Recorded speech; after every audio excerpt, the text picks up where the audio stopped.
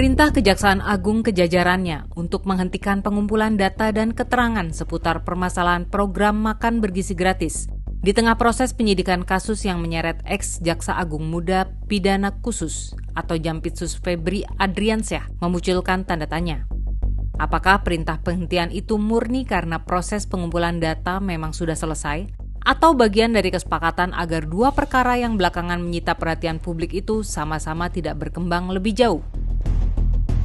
Kepala Pusat Penerangan Hukum Kejaksaan Agung Anang Supriyatna dalam keterangan pers pada Selasa 14 Juli 2026 membenarkan bahwa Kejaksaan Agung mengeluarkan surat tentang penghentian pengumpulan data dan keterangan permasalahan program MBG. Alasannya, periode pelaksanaan perintah itu telah mencapai batas waktu yang ditentukan. Surat itu diterbitkan pada 10 Juli 2026 dan ditandatangani Direktur Penyidikan atas nama Jaksa Agung Muda Tindak Pidana Khusus, Syarif Sulaiman Nahdi.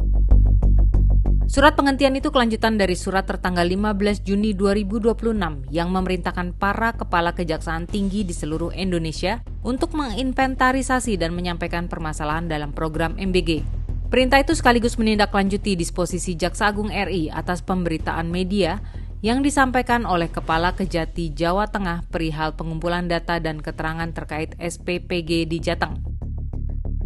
Anang menambahkan, data dan keterangan yang telah dikumpulkan tetap digunakan untuk memperkuat perkara dugaan korupsi dan pencucian uang dalam kasus MBG yang tengah ditangani Jampitsus Kejagung. Dalam perkara itu, Kejaksaan menetapkan 7 tersangka, antara lain Dadan Hindayana dan Brigadir Jenderal Polisi Lalu Muhammad Irwan Mahardan. Beredarnya surat juga terjadi hanya 2 hari setelah Kortas Tipikor Polri mengumumkan pengalihan penyidikan perkara Febri ke Kejaksaan Agung. Langkah pengalihan yang dikritisi sejumlah kalangan termasuk mantan Ketua Mahkamah Konstitusi Mahfud MD karena tidak sesuai dengan Kitab Undang-Undang Acara Hukum Pidana, sekaligus memunculkan kecurigaan bahwa kasus Febri tidak akan diungkap tuntas. Di sisi lain, penyidik Jampitsus saat ini tengah mengusut perkara dugaan korupsi dan pencucian uang dalam kasus MBG. Peneliti Pusat Kajian Anti Korupsi Universitas Gadjah Mada Zainur Rohman termasuk di antara pihak yang menengarai ada keterkaitan antara penghentian pengumpulan data dan keterangan untuk kasus MBG oleh Kejaksaan dengan perkembangan penyidikan kasus Febri Adriansyah. Terlebih menurutnya surat yang dikeluarkan Kejagung tersebut kontradiktif karena tidak disebutkan dasar penghentian kegiatan pengumpulan data.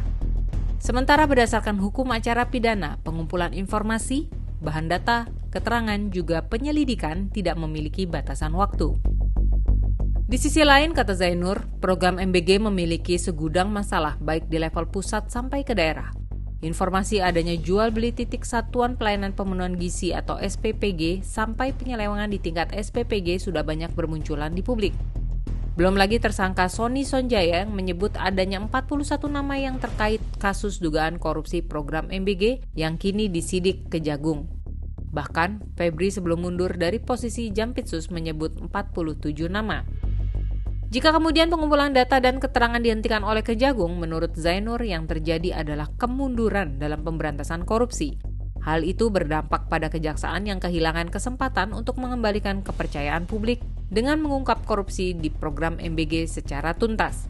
Dampak berikutnya adalah program MBG tidak bisa dievaluasi secara menyeluruh dari sisi penegakan hukum.